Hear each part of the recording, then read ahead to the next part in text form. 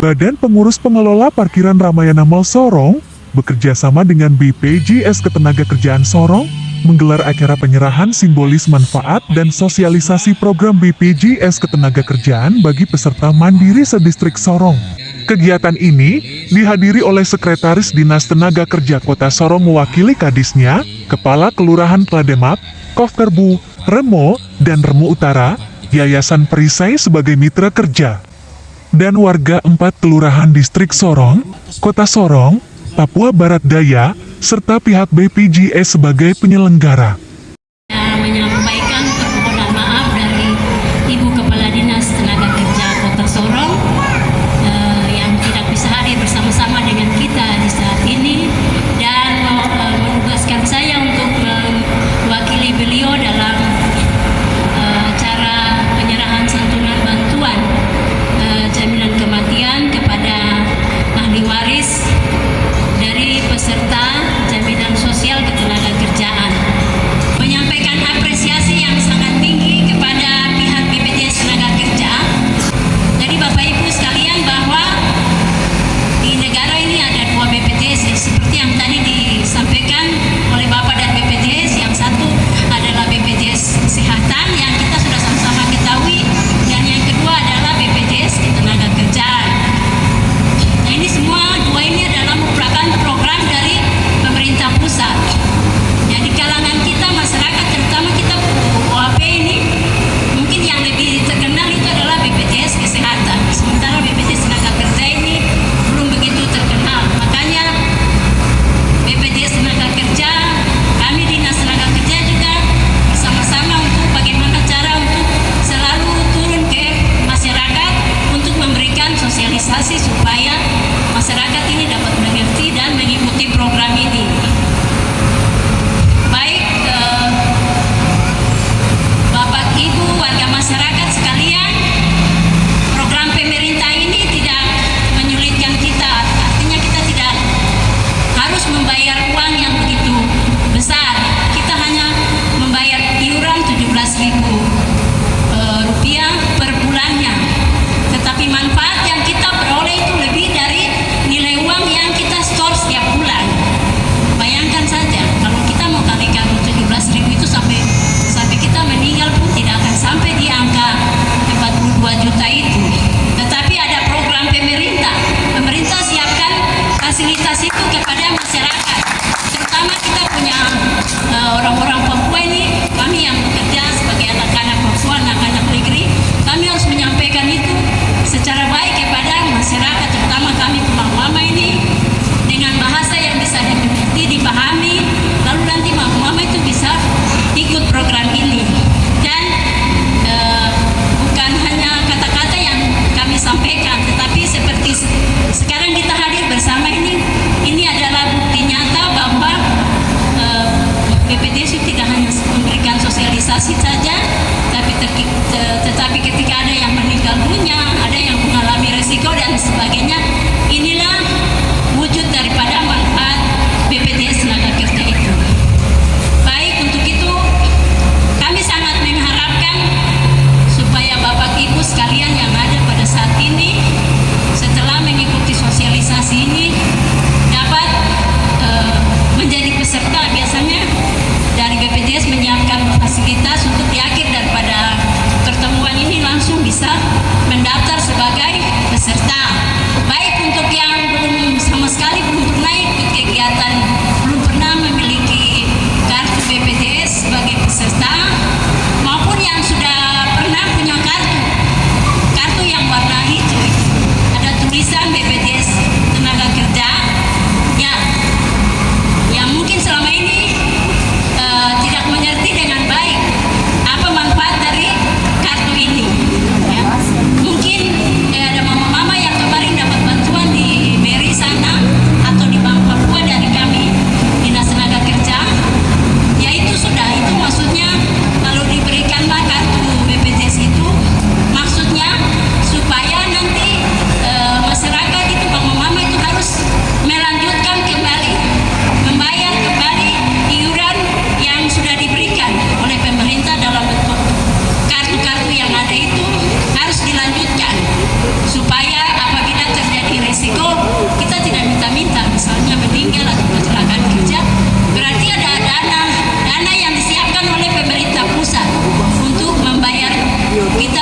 santunan-santunan. Baik, mungkin informasi sosialisasi yang dapat disampaikan pada saat hari ini,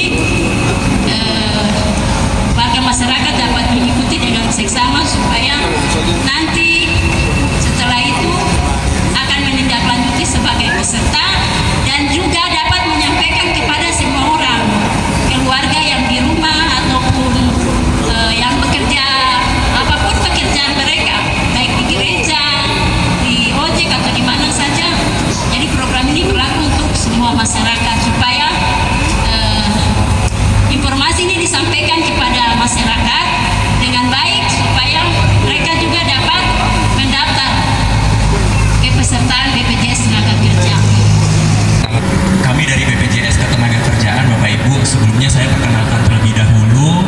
Nama saya Eka, Ibu ya. Nah, di sini saya ditemani oleh rekan saya, ada Beli Made, ada Pak Rian dan Mas Henry. Dan kami juga ditemani oleh mitra kami yang sangat luar biasa, yaitu Bapak Amos dan juga Ibu Paulina. Terima kasih karena atas berkat dukungannya. Nah, tadi sudah disampaikan juga oleh Pak Sam. Bapak Ibu pernah dengar namanya Jam Sostek? Nah, pernah dengar ya? Atau mungkin yang dulu pernah kerja di perusahaan kah, di pabrik kah? Nah, itu sama saja. Jam Sostek sekarang berubah menjadi BPJS Ketenagakerjaan. Cuman orang taunya BPJS Ketenagakerjaan atau Jam Sostek nih orang yang kerja di, padahal sekarang BPJS Ketenagakerjaan ini semua pekerjaan itu bisa mengikuti peserta BPJS Tenaga Kerja. Nah, tinggal nanti bagaimana Bapak Ibu mendaftarkan secara aktif, membayarkan secara aktif. Ketika terjadi resiko, manfaatnya semua sama. Jadi cuman misalnya dia hanya tukang sapu jalan atau meskipun dia direktur, tapi semua kalau sudah jadi peserta manfaatnya sama. Kita tidak lihat itu, yang penting mereka terdaftar. Nah, di BPJS Ketenagakerjaan sendiri Bapak Ibu, untuk peserta mandiri ini ada 3 program. Yang pertama jaminan kecelakaan kerja, jaminan kematian, dan juga jaminan hari tua. Nah, jadi jangan tanya nih Bapak Ibu, misalnya Pak, kalau misalnya sakit itu bagaimana? Kalau sakit itu pakainya kartu KIS ya Bapak Ibu, yang BPJS Kesehatan. Misalnya Bapak Ibu malaria, demam, batuk, pilek, atau mungkin mama-mama melahirkan, itu pakainya kartu KIS ya, kartu BPJS Kesehatan, bukan pakai kartu BPJS Ketenagakerjaan. Nah, kalau Ketenagakerjaan tadi, kalau misalnya Bapak Ibu kecelakaan kerja atau kita tidak minta-minta meninggal dunia, nah itu baru pakainya kartu BPJS Ketenagakerjaan.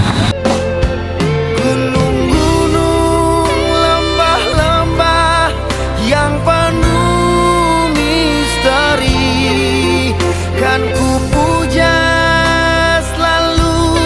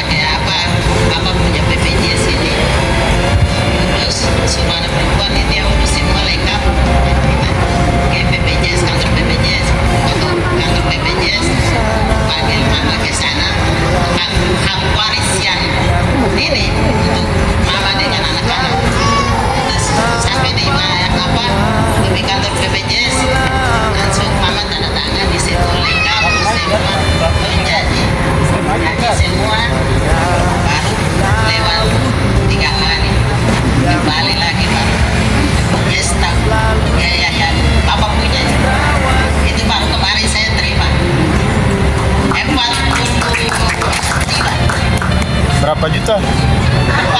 40 berapa? 40. Jadi Tuhan itu dia baik. Karena kamu sini dia sampaikan teman di apa Pasar. yang kasih di lurah. Jadi saya bilang coba dulu saya kasih saya punya BPJS ini dulu mama dan papa di sama anak kamu sudah lihat ya. Dan lihat begini masih aktif kita bawa lagi ke kantor BPJS bilang kemarin itu saya terima pesan juga terima kasih. Kasih ya. Terus di situ kita ada kasih kartu BPJS. Nah, waktu kita terima uang, terus kita antri sampai ke petugas BPJS. Terus kita dikasih ini. Nah, pada saat itu saya mau bertanya fungsi daripada kartu ini apa, tapi tidak ada waktu karena warga datang banyak, harus kita cepat-cepat untuk pemberian itu.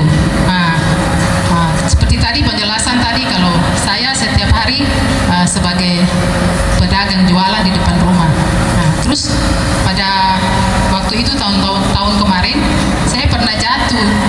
Nah, ketika tadi dengan ini berarti saya harus memiliki ini, tapi tanpa iuran itu yang saya maksud. Kan kita dapat ini kan harus ada iuran setiap bulan. Nah, karena tidak ada keterangan ketika kita dapat ini. Pada saat hari ini saya dengar penjelasan tentang ini, terus sekarang saya mau bertanya untuk bapak-bapak BPJS, fungsi ini sudah tidak berlaku atau masih berlaku? Ya, terima kasih.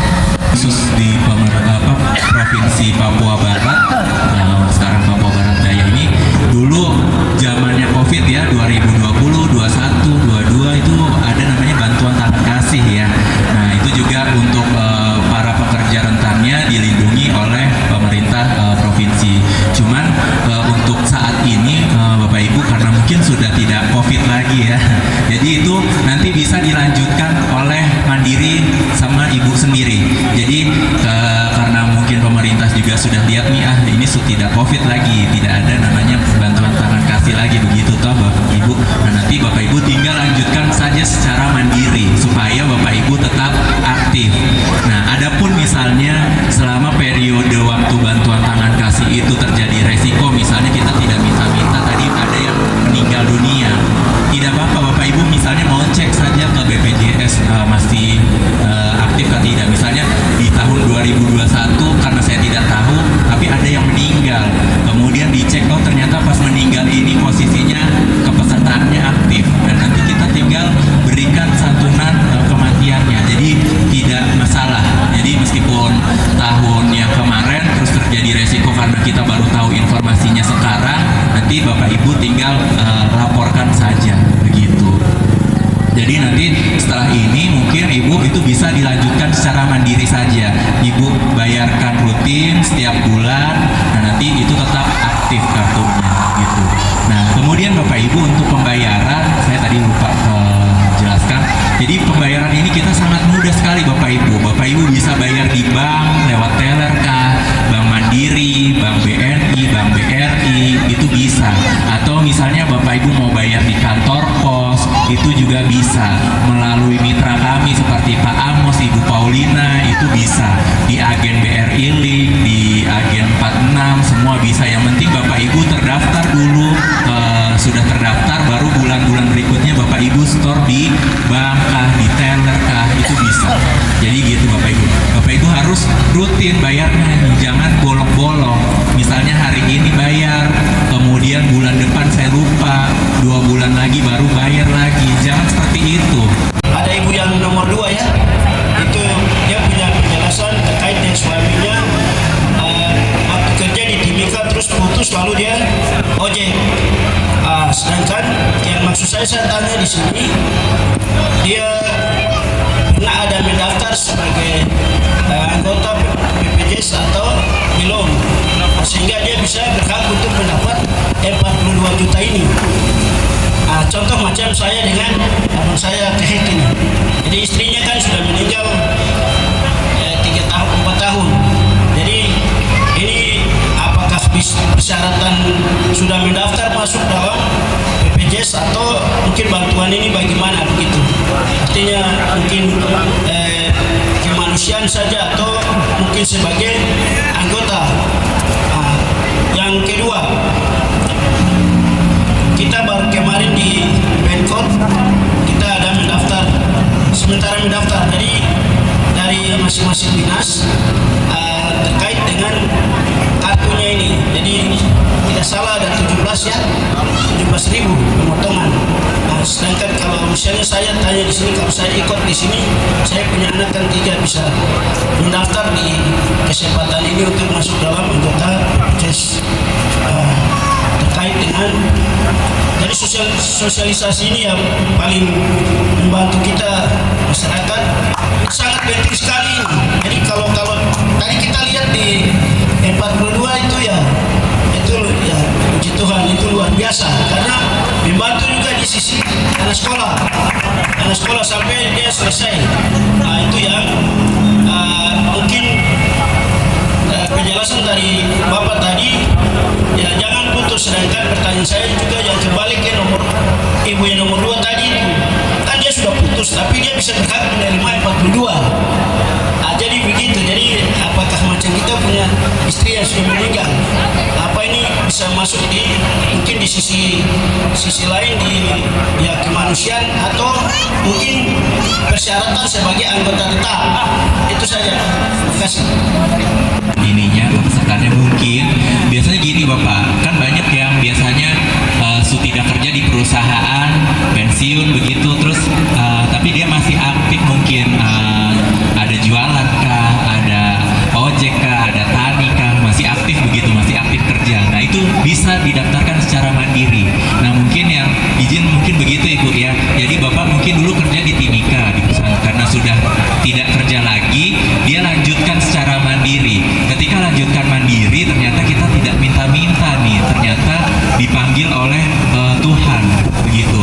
Nah otomatis ketika dia aktif kepesertaannya ya kita bayarkan manfaat jaminan kematiannya. Jadi seperti itu Bapak Ibu. Nah adapun misalnya Bapak istrinya misalnya sudah meninggal tapi saya nggak tahu nih apakah istrinya ini pernah terdaftar BPJS tenaga kerja. Kalau mau dicek nggak apa-apa Bapak, nanti Bapak tinggal bawa KTP, kemudian kalau ada foto kartu dulu mungkin BPJS tenaga kerjanya kah, ada kartu jam sostek begitu, mau cek saja dulu nggak apa-apa Bapak. Nanti kita cek kalau misalnya dia terdaftar aktif, nanti kita berikan persyaratan untuk klaimnya begitu. Nah kemudian pertanyaan nomor 2, yang beasiswa ini Bapak Ibu maksudnya dia memang misalnya dia kerja di perusahaan kemudian lanjutkan secara mandiri, tapi lanjutkan secara mandirinya nih belum sampai 3 tahun Bapak. Nah makanya itu yang hanya dapat santunan kematian saja begitu. Jadi tetap nanti ketika terjadi resiko itu kita nanti pasti kita lihat nih dia sudah berapa lama menjadi peserta. Kalau misalnya dia berhak mendapatkan beasiswa ya kita kasih beasiswa, tapi kalau misalnya belum mencapai tadi batas atau persyaratan untuk dapat beasiswa ya kita tidak berikan gitu. Nah kemudian saya punya anak nih, apakah anak saya bisa didaftarkan kah? Tidak.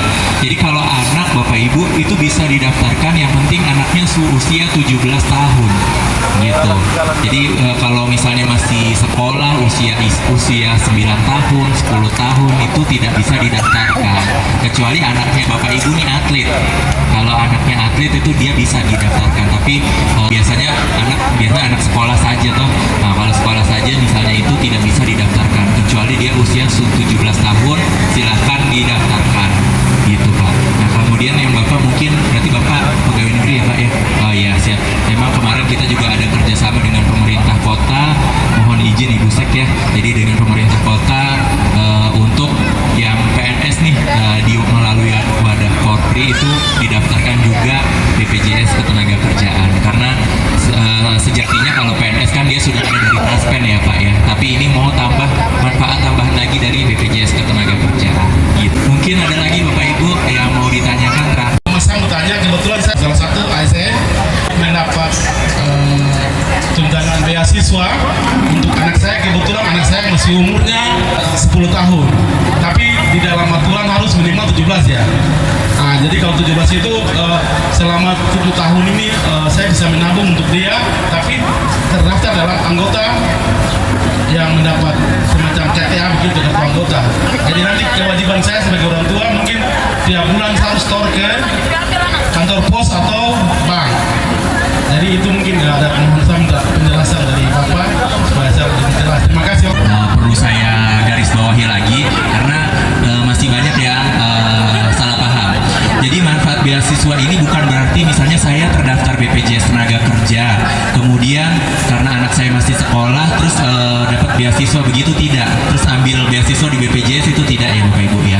Jadi manfaat beasiswa ini didapat ketika terjadi resiko kecelakaan kerja sampai menyebabkan meninggal dunia, atau misalnya meninggal dunia tapi dia kepesertaan sudah 3 tahun, meninggal dunianya tapi di luar kecelakaan ya Pak, di luar kecelakaan kerja, atau yang terakhir adalah cacat total tetap, baru dia dapat beasiswa untuk 2 orang anaknya yang ditinggalkan.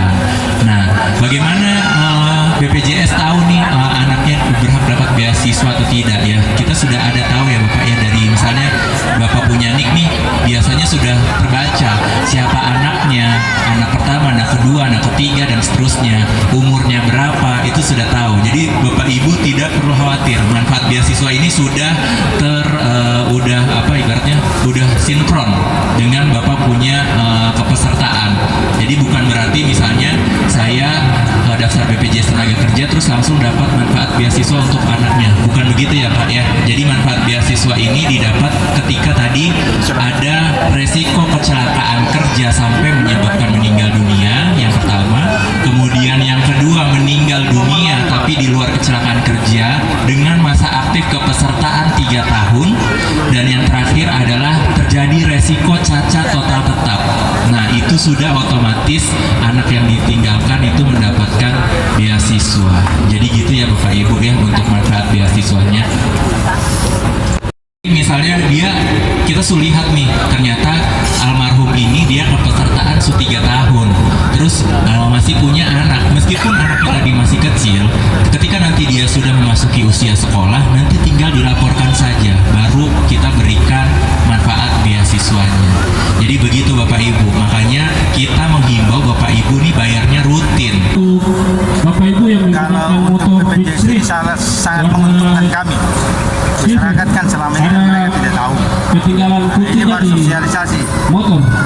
Dengan kenyataan ya ada yang sudah terima santunan, ada 5 orang tadi. Itu menunjukkan bahwa BPJS ini sangat penting bagi ya terutama masyarakat yang pekerjaan mandiri, sangat menguntungkan. Ya artinya kita punya kehidupan ini kan sudah diasuransi. Jadi kita beraktivitas ya kita tidak takut. Kapan saja terjadi kecelakaan, berarti ya BPJS sudah siap untuk membayar itu. Kami sangat berterima kasih kepada BPJS. Untuk persyaratan yang disampaikan oleh BPJS terkait dengan tunjangan peserta ini, menurut Bapak persyaratannya sulit atau mudah? Ya, persyaratannya mudah saja Pak. Itu kami kumpulkan KTP dengan kartu keluarga saja. Jadi ketika pada saat terjadi kejadian kami mau mengklaim, hanya kami ya menggunakan itu saja. Jadi rekening kami itu rekening nomor kartu KTP kami. Jadi sangat mudah, sangat cepat. Hari ini terjadi 3 hari kemudian langsung dibayarkan. Jadi tidak menyulitkan, sangat menguntungkan kami. Kami sangat berterima kasih buat BPJS. Yang penting iuran tetap bayar Pak. Iuran tetap aktif bayar. Kalau sampai kita tidak bayar ya berarti ya itu kan putus juga. Baik, Bapak. Harapan terhadap kegiatan ini disosialisasikan lagi untuk lingkungan yang lain. Harapan kami ya lingkungan Kota Sorong seluruhnya. Iya. Karena ini sangat bermanfaat. BPJS ini sangat bermanfaat. Artinya kita pergi kerja itu kan sudah ada jaminan. Kita tidak tahu kapan ya Tuhan kalau panggil kita, ya semua jaminan sudah ada di situ. Jadi ini sangat berterima kasih. Iya. Sangat luar biasa. Jadi masyarakat kami baru tahu. Ini kami mengucapkan terima kasih banyak buat BPJS. Terima kasih.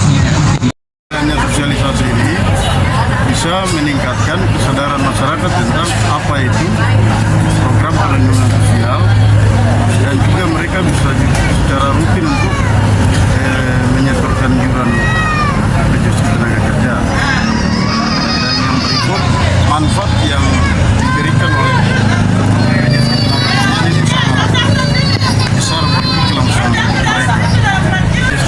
posisi saya sebagai perisai. Perisai artinya tenaga penggerak perlindungan sosial. Perisai BPJS Tenaga Kerja. Kakak, izin untuk kegiatan hari ini kakak pun target itu berapa peserta yang bisa mendaftar? Target kami hari ini peserta yang bisa mendaftar itu 100 lebih. Bisa mendaftar sebagai peserta BPJS Tenaga Kerja. Baik. Hari ini saja. Kalau secara keseluruhan ya sudah ada 1.000 lebih yang terdaftar. Baik kakak. Itu untuk berapa kelurahan kakak? Untuk ke 3-4 kelurahan. 4 kelurahan. Kegiatan ini fokusnya di distrik Sorong. Ya, kelurahan apa saja tuh kakak? Kelurahan Klademak, Ofkirbu, Remu, Utara. Kegiatan hari ini merupakan salah satu kegiatan koordinasi antara pihak pemerintah, BPJS dan Pemuda pengelolaan parkiran di Klademak, sehingga kita merencanakan untuk melakukan suatu sosialisasi terkait dengan BPJS Ketenagakerjaan di wilayah Kelurahan Klademak. Jadi untuk sosialisasi hari ini kami hadirkan masyarakat dari 4 kelurahan: Klademak, Ufkerbu, Remu Utara. Kami dari pengelolaan parkiran untuk pendaftaran BPJS Ketenagakerjaan menanggung 25 pendaftaran gratis untuk para masyarakat yang hadir pada sosialisasi hari ini. Berarti orang selanjutnya nanti masyarakat bayar sendiri. Lebih dari itu kembali kepada masyarakat untuk membayar pribadi. Kita tanggungnya untuk 1 bulan ini. Maka alasan sampai kenapa ingin memberikan sosialisasi BPJS dan pengelola parkiran ingin memberikan sosialisasi apa?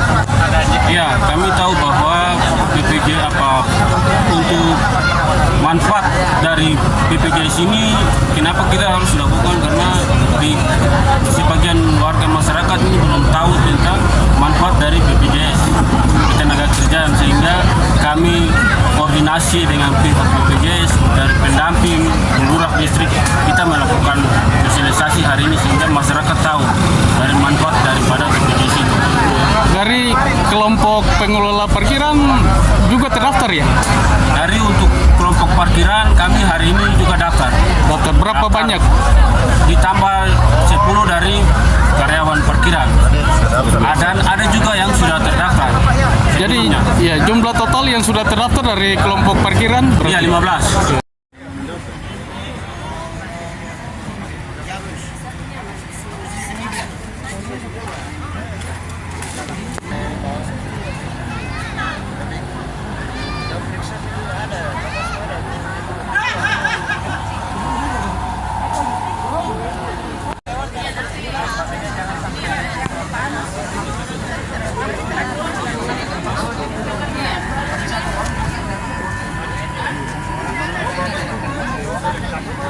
Terima kasih ya sudah menonton. Jangan lupa like, komen, dan subscribe.